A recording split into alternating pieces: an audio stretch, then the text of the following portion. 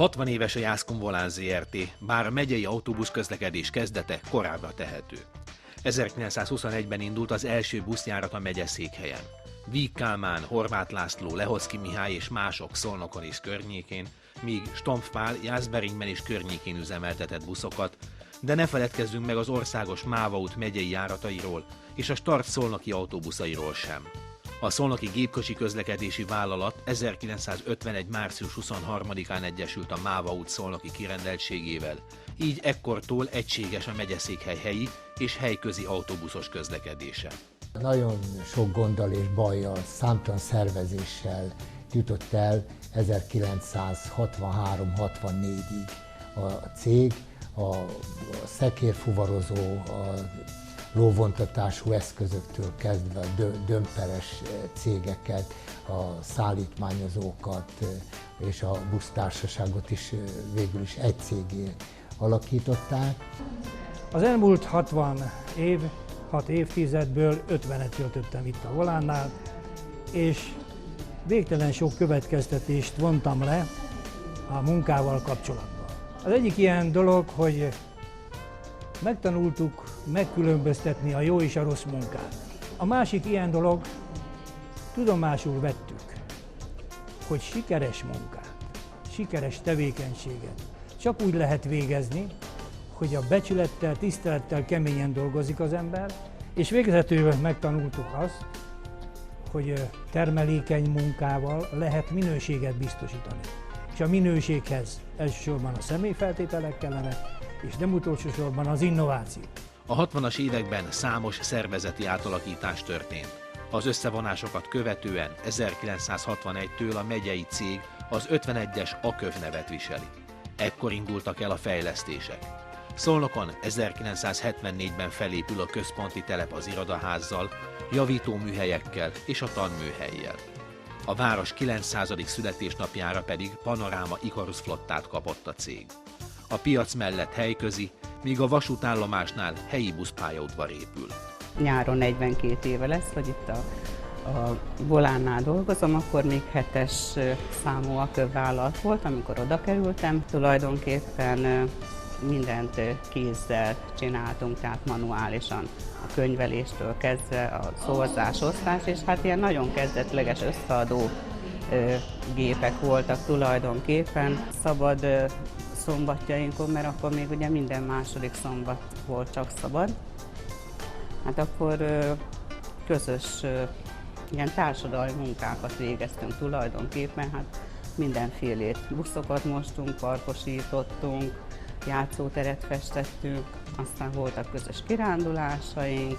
69-be kerültem a Volánhoz, még akkor AKÖV volt, mint ipari tanuló, szerelő ipari tanuló, itt végeztem.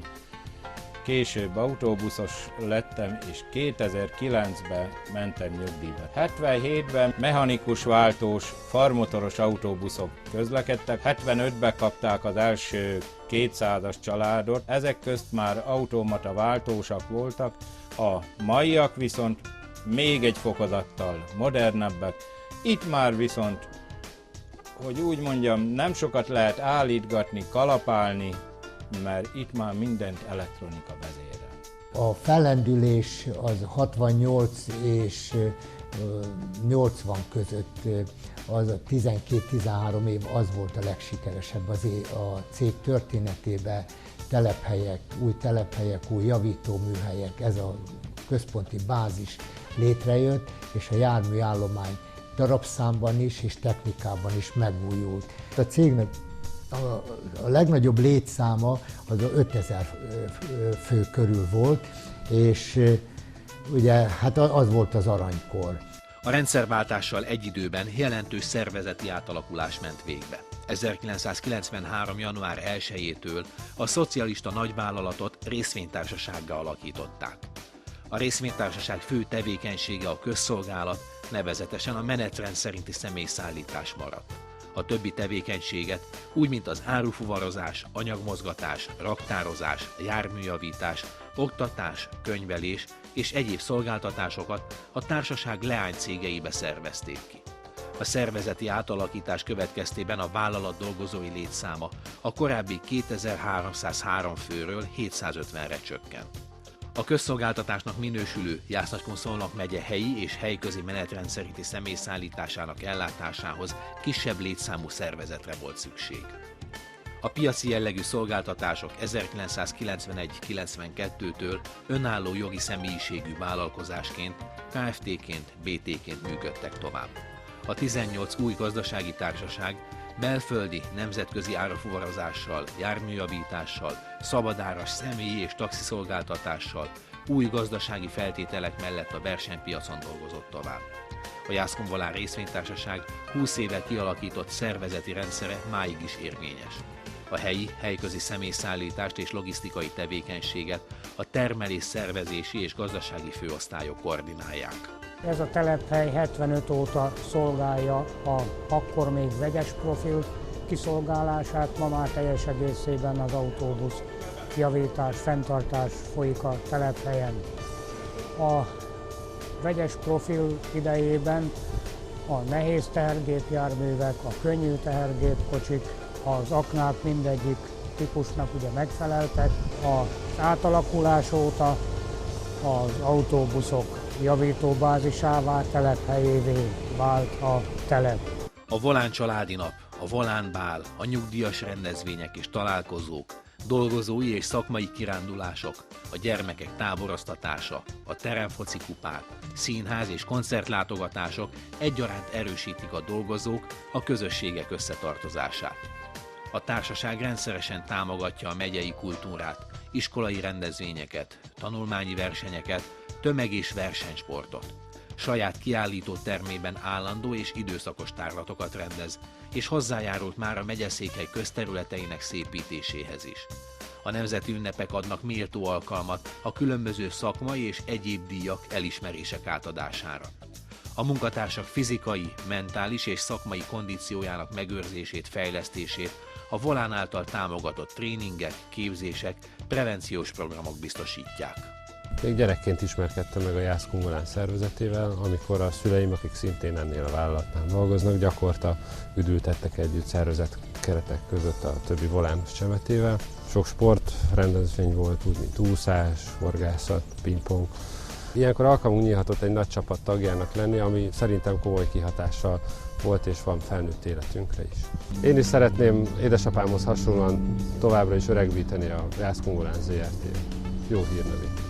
A járműállomány a Csepel tehergépkocsik rakfelületére épített bód és fakarusztól a legendás farmotoros, majd panoráma ikaruszokon keresztül fejlődött a mai modern alacsonypadlós krédó és plazmabuszokig. Sorban új buszállomások épültek, melyek mindegyike nagyszerűen illeszkedik az adott település épített környezetéhez, követi a 21. század magyar építészetét. Megújult a műszaki karbantartó háttér, diagnosztikai műhely, fényező szárítókabin, zárt rendszerű mosó- és összeszerelő műhely épült. Az autóbusz feldézeti kompjúterével, az intelligens megállóhelyi táblákkal és a pályaudvari kijelzőkkel is kapcsolatot tartó GPS-es rendszer biztosítja a dinamikus forgalomirányítást és a valós idejű utastájékoztatást. Ezek a fedélzeti pénztárgépek, amiket mi is beszereztünk, ezek mind olyan eszközök, amelyek alkalmasak arra, hogy elektronikus bérleteket és jegyeket kezeljenek. Tehát azt gondolom, hogy az elkövetkezendő néhány év, egy-két év alatt el fogunk jutni oda, hogy Magyarországon néhány régióban, néhány megyében el fog indulni az elektronikus jegy- és bérletrendszer. A város autóbuszos tömegközlekedésének forgalmát egy GPS alapú nyomkövető rendszerrel szervezzük és irányítjuk. Éppen ezért pontosan látjuk, hogy minden egyes autóbuszunk hol tartózkodik a városban, éppen késik vagy siet, nyitva van az ajtója vagy nincs, kivezeti, és a többi. A siker alapvetően véleményem szerint a kollektívának az eredményes munkájára alapszik. Úgy gondolom, hogy az elődeink nagyon szorgos, nagyon jól képzett szakemberek voltak, jól fásárkodtak mindig a meglévő lehetőségekkel, a rendelkezésre álló vagyonnal.